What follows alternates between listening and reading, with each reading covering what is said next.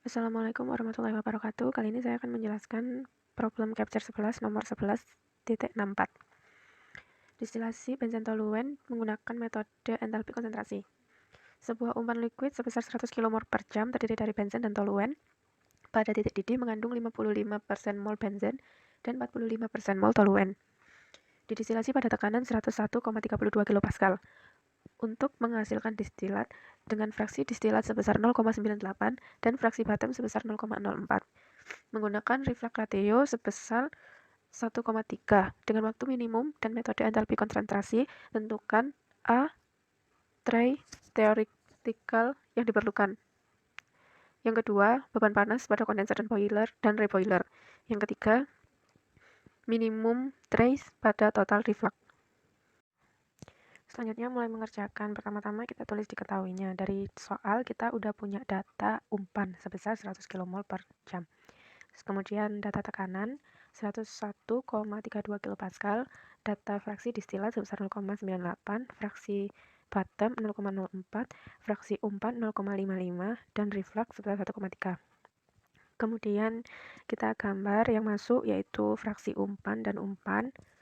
Kemudian yang di atas ada tanda panasnya ini yaitu reflux, yang di bawah reboiler. Kemudian untuk menjawab soal, pertama-tama kita hitung neraca massa. Rumusnya F D plus B. F kita masukkan sebesar 100, D belum diketahui, B belum diketahui. Nah, di sini saya akan mencari B terlebih dahulu. Maka B-nya saya pindah ruas menjadi min dan menjadi persamaan 1 yaitu D sama dengan 100 min B. Selanjutnya ke neraca massa komponen. Rumusnya sama seperti dengan soal sebelumnya, Fxf dxd plus bxb. Dimasukkan, D diganti dengan persamaan 1, yaitu 100 min B. Kemudian dihitung, didapatkan hasil B sebesar 45,7446. Selanjutnya, hasil B disubstitusikan ke persamaan 1. D sama dengan 100 min B. 100 min 45,7446, D sama dengan 54,553. Kemudian kita mencari intercept. Nah, intercept ini digunakan nanti untuk diplot ke grafik. Yang pertama rumusnya XD per R plus 1. XD fraksi distilat 0,98, R-nya 1,3 plus 1. Didapatkan intercept sebesar 0,4260. Nah, intercept ini harus diplotkan ke grafik. Diplotkan ke grafik seperti ini. Caranya seperti soal sebelumnya, yaitu diambil dari titik awalnya adalah titik XD, ya di sini 0,98. Dari perhitungan intercept tadi kan ada XD. Nah, terus ditarik garis lurus hingga menabrak sumbu Y di titik 0,4260.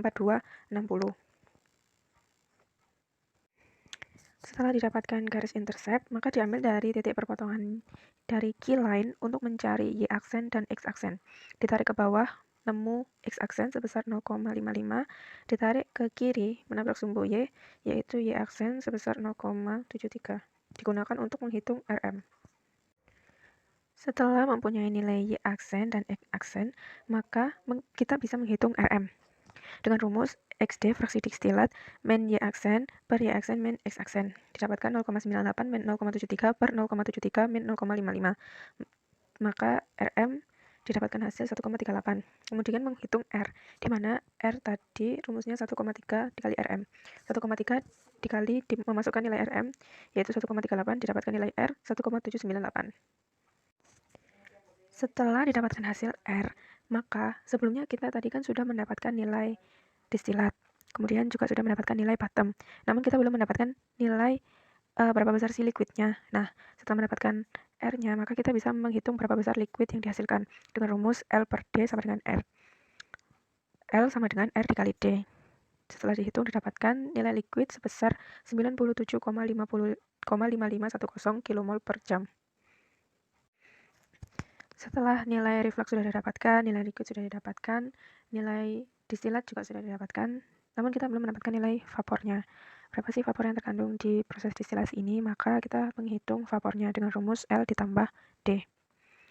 Memasukkan nilai L 97,5510 ditambah Nilai distilatnya 54,2553 kmol per jam. Didapatkan vapornya sebesar 151,8063 kmol per jam.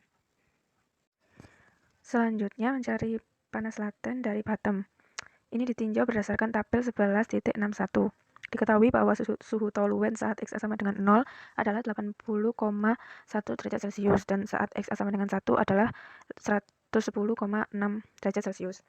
Kemudian dimasukkan ke dalam rumus yang sudah tertera di satu halaman dengan tabel 1161, yaitu persamaan 11.64, di mana CPB itu didapatkan dari head capacity liquid dari komponen toluen. TBB didapatkan dari boiling point komponen toluen.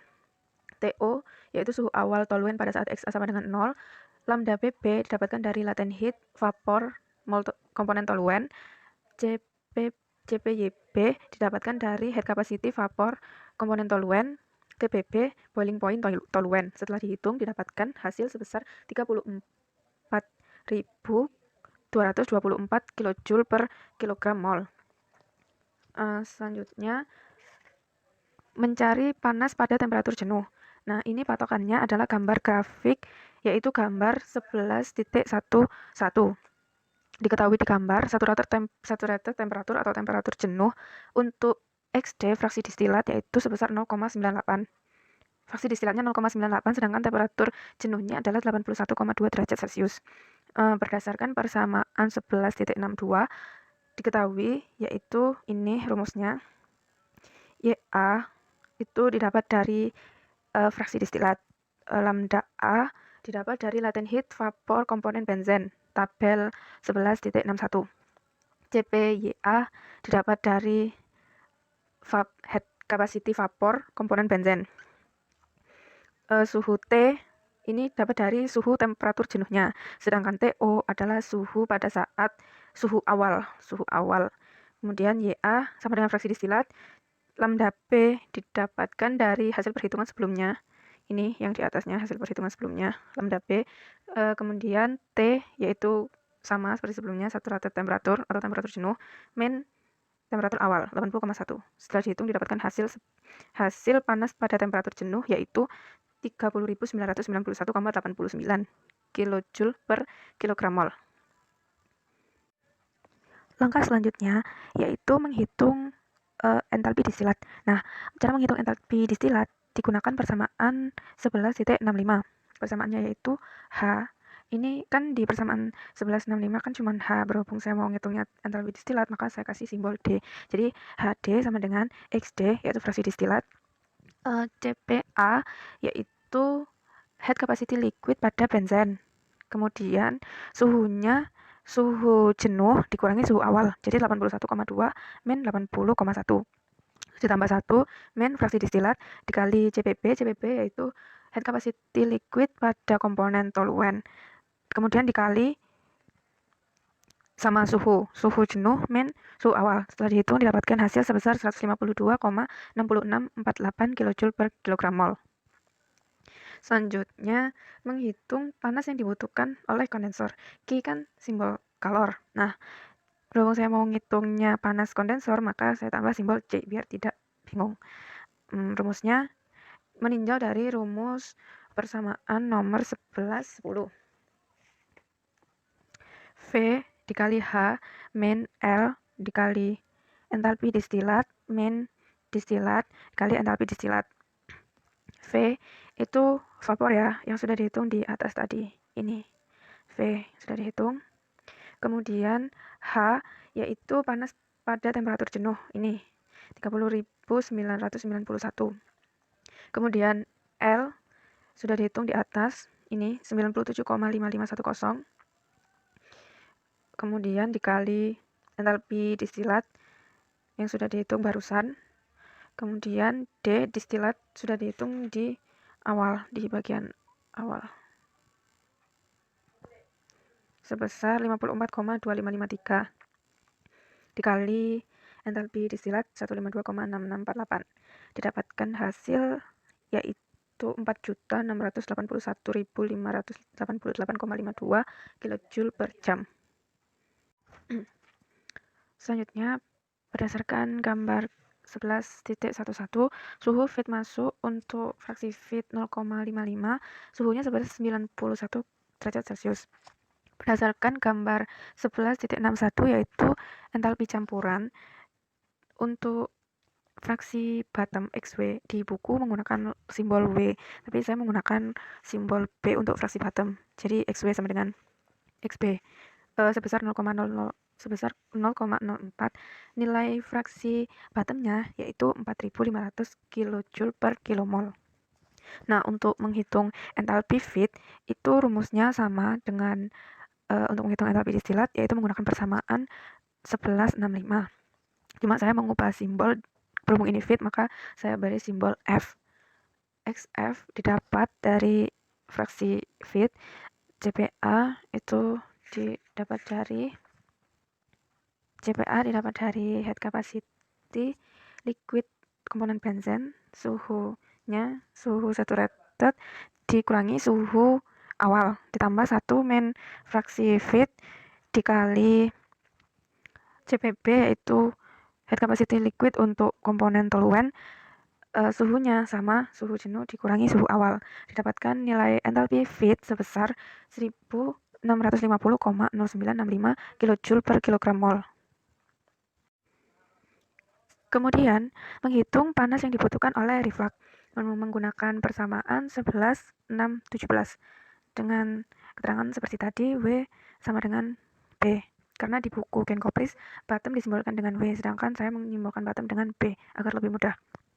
Rumusnya D distilat dikali entalpi distilat ditambah bottom dikali entalpi bottom sudah diketahui di perhitungan sebelumnya, yaitu sebesar 4.500 kJ per kilogram mol ditambah QC, yaitu panas kondensor tadi, min feed dikali entalpi feed. Nah, D dimasukkan nilainya, sudah dihitung 54,2553 dikali 152,6648 ditambah nilai bottom yang sudah dihitung di awal dikali entalpi bottom yang diketahui dari gambar 1161, yaitu 4.500 ditambah QC yang sudah dihitung sebelumnya 4.681.588,5 min F yaitu feed dikali entalpi feed sebesar 1650,0965, didapatkan hasil yaitu sebesar 5.060.731,724 kJ per jam. Nah, di awal tadi kita kan sudah menghitung intercept untuk menghitung RM, di mana RM dibutuhkan untuk menghitung R. Maka kita lanjutkan ke grafik. Setelah diketahui intercept, kan sudah diplot ke grafik, ini grafik benzen toluen. Sudah didapatkan garis enriching, dan dari perpotongan Q-line dengan enriching didapatkan garis stripping menuju ke XB, yaitu fraksi bottom. Nah, maka kita tinggal menentukan jumlah stage-nya. Jumlah stage ditarik dari XD, fraksi distilat, titik XD maksudnya, fraksi distilat yaitu sebesar 0,98, ditarik garis hingga menabrak ke grafik kesetimbangan ini yang melengkung di sini. Ditarik ke bawah, ditarik lagi terus sampai melewati XB. Jadi jika belum melewati XB, belum berhenti. Setelah sudah melewati XB baru berhenti dan didapatkan hasil trace dari soal Genkoplis problem 1164, yaitu jumlahnya 14. Terima kasih.